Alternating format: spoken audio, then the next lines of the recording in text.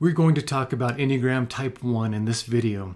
And specifically, we're going to talk about the 4 areas in any Enneagram type that give you the quickest route to transformational information about yourself.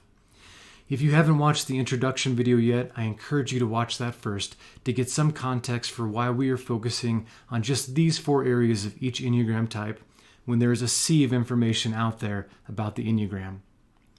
The Type 1 is known as a perfectionist, critic, reformer, or judge. Often an easy way for us to help identify if this is your type is to look at a caricature of the type. And the caricature most helpful is when this type is really unintegrated, so not in a healthy place. We've all been in an unhealthy place, and we can more easily recognize those behaviors that come out of that unhealthy place. For a Type 1, that caricature would be an obsession with order. In extreme instances, every physical thing in this person's life has a place. And not only does it have a place, it needs to be in that place. This is the person who has their desk arranged in a certain way, and if you use something and place it back, it must be placed back perfectly, or the person is out of sorts until the object is where it should be.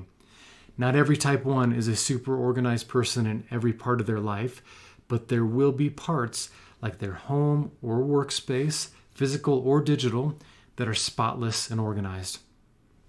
The self-image of a Type 1 is, I am right. Ones are very hard to argue with because they have already done a lot of work to be correct in whatever they have done. In fact, this self-image is so strong, and one may feel attacked when you question a decision they have made. Because their self-image is so tied to being right, if they were wrong, they lose part of their self-image, and of course that can be a devastating feeling.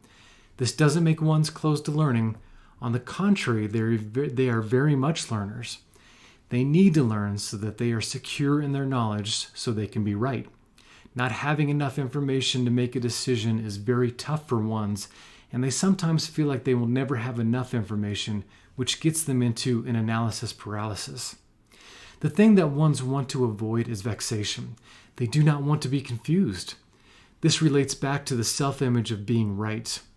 If a one is vexed, their self-image is called into question. So ones will work very hard not to be vexed, which may be why their spaces are in order.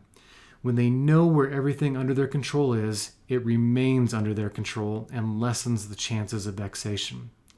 The defense mechanism of ones is their control of reactions, and very specifically, the emotion that is just under the surface for ones is anger.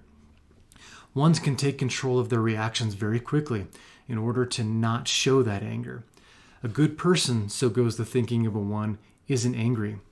Of course, that anger doesn't go away when it isn't shown. It just builds up inside and gets released through that pursuit of perfection, which is never really accomplished. The primal wound of ones relates to their conception of being good. As children, they internalize the messages that push them to be good or do better. This was the way that they could earn love from a parent or authority figure. And of course, they also experienced withholding of love from that authority figure when they didn't live up to the idealized expectations.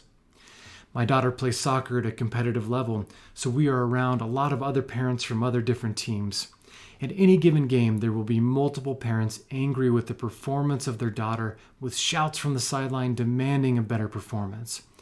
I will see girls looking over to the sideline after each play they are involved with to get a positive reaction from their parent. This is how ones are created. Acceptance and love was withheld if certain standards were not met. So when this happens at a developmentally critical time in life, ones learn that they don't want to experience non-love and acceptance. So they do everything they can to avoid the failure of not being good enough to get that love. And of course, these behaviors extend well beyond just between the person and the authority figure who withholds love and acceptance. The Type 1 strives for perfection in all areas of life in order to be loved, because that's what they learned from a person who was supposed to love them unconditionally. If this is you, if it feels like I just read from your diary and exposed something about you, I want you to know that you are loved, as you are before you do anything.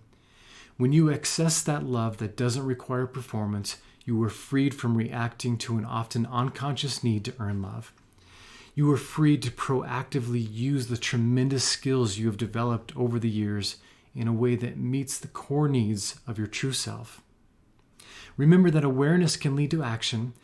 If you can start to fill out a framework for why you act and react the way you do, you start to give yourself space to make decisions about how you want to act. What will serve you best in this moment? For a Type 1, if you don't have to be perfect to be loved, what will you do in this moment? Check out the other Enneagram Type videos. As always, when you are ready to invest in your development, go to forimpactcoaching.com and sign up for a free 30-minute coaching session with me to see if I would be a good partner for you on your developmental journey.